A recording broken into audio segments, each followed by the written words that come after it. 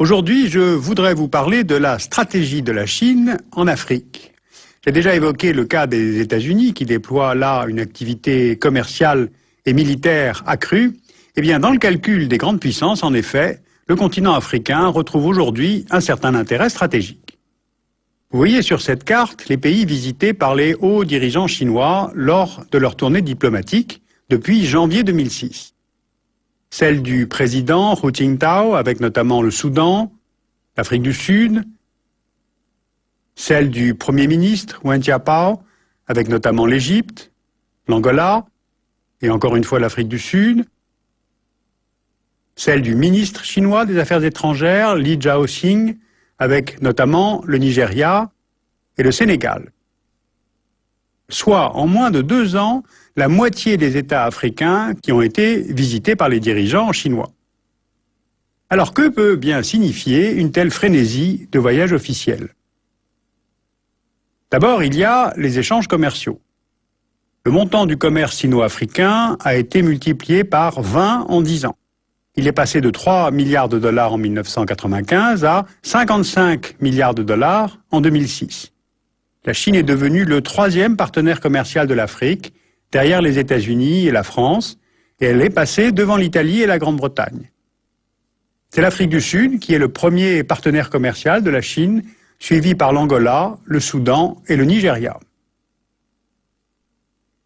La Chine exporte vers l'Afrique des textiles et des vêtements à bas prix, des biens d'équipement, des véhicules de transport et des produits alimentaires comme le riz.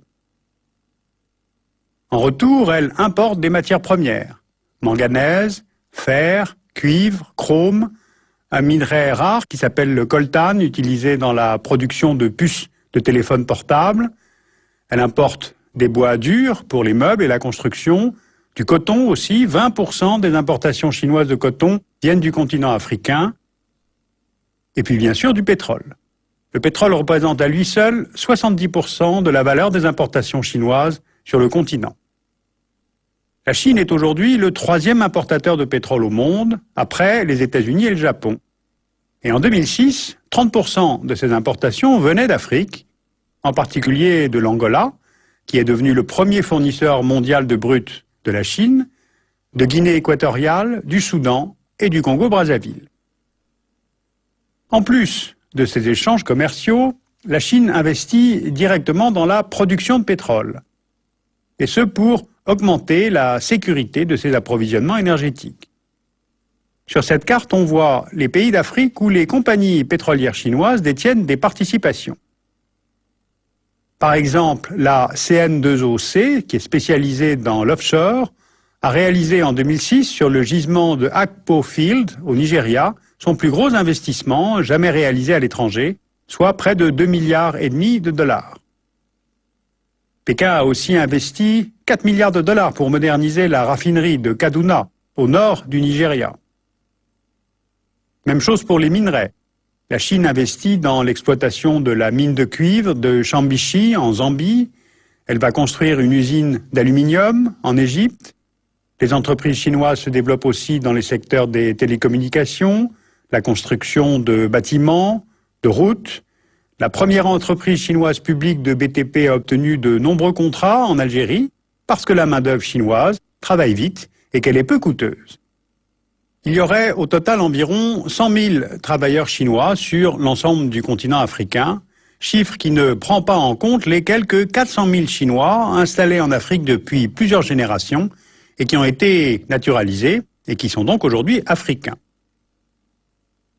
Le problème, c'est que cette main-d'œuvre en provenance de Chine, qui est moins chère, entre en fait de plus en plus en concurrence avec la main-d'œuvre africaine elle-même.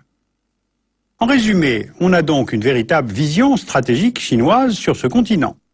Et pourtant, l'Afrique ne représente à l'heure actuelle que 3% du total des échanges commerciaux de la Chine, ce qui est bien loin derrière l'Asie orientale, qui représente 40%, ou bien l'Union européenne, 17%, ou les États-Unis, 15% des échanges. Donc, si on veut saisir le pourquoi de l'intérêt de la Chine pour ce continent, il faut aussi se pencher sur d'autres facteurs, notamment les facteurs diplomatiques. Pour Pékin, d'abord être présent en Afrique, cela permet de limiter l'influence des États-Unis, qui, à tort ou à raison, sont perçus comme concurrents dans l'accès aux hydrocarbures africains. Ensuite, la Chine cherche à contrer l'influence du Japon, qui recherche des alliés en Afrique pour appuyer sa candidature comme membre permanent au Conseil de sécurité des Nations Unies. Et puis enfin, la présence chinoise en Afrique cherche aussi à achever l'isolement de Taïwan sur la scène internationale. Alors c'est là une stratégie complexe et qui est à l'œuvre depuis presque 50 ans. Je vous rappelle qu'en 1949, c'est le Kuomintang, pro-occidental, installé à Taïwan, qui représente la Chine aux Nations Unies, et non pas le Parti communiste chinois, qui vient de prendre le pouvoir à Pékin en 1949. Donc les dirigeants communistes, qui sont en quête de reconnaissance internationale, vont chercher à nouer des relations diplomatiques. Ils participent à la conférence de Bandung en 1955, ils soutiennent des mouvements d'indépendance en Afrique, ils apportent une aide financière et technique à certains États. En Afrique australe, par exemple, Pékin construit à partir de 1965 le Tanzam, un chemin de fer reliant Lusaka à Dar es Salaam pour désenclaver la Zambie, nouvellement indépendante. Le but, c'est d'éviter de passer pour les exportations de minerais par la Rhodésie du Sud et l'Afrique du Sud, qui étaient des puissances ségrégationnistes.